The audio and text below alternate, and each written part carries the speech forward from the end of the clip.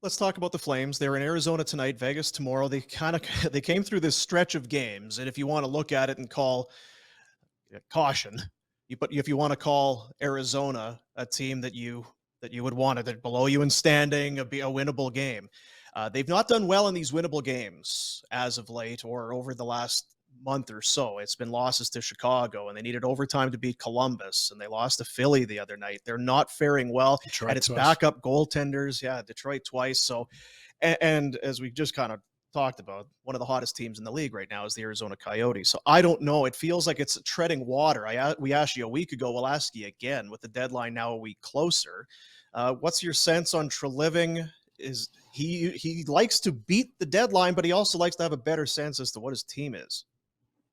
Yeah, I think by now we've seen enough to know what your team is. Like, there's not going to be some magical potion that gets dropped into the mix here over the next 9 days until the deadline and say, that's it. I got it. I know where we're at. What this team is through the first almost 60 games is more or less what they are.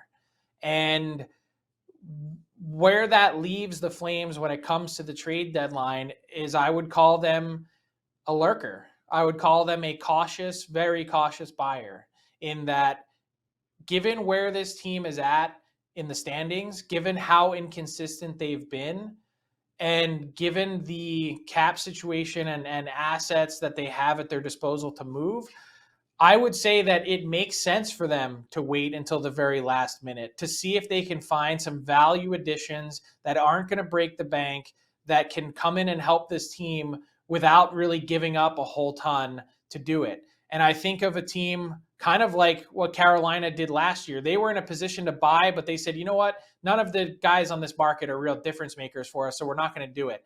They waited until 259 and they traded for Max Domi for a 6th-round pick.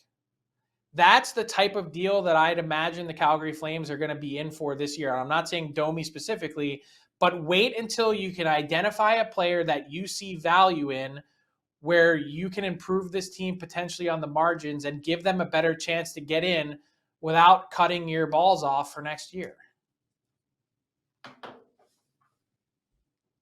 I just see Luke Schenn scratched in Vancouver for trade reasons. Keeps getting shut down. What are you hearing on that? I don't think he's top of the Flames list. Like, I think if the Flames had players to go after, that there's others that would be higher up on the list. And that's not a knock on Schenn. I think the Sutter, connection, thought process being that Daryl Sutter really likes a player of that style and magnitude. Yes, it's there. But I think for what Vancouver is asking for right now, they're looking to get back a 3rd-round pick. I don't think Calgary sees Luke Schenn as a real difference maker to go trade for him.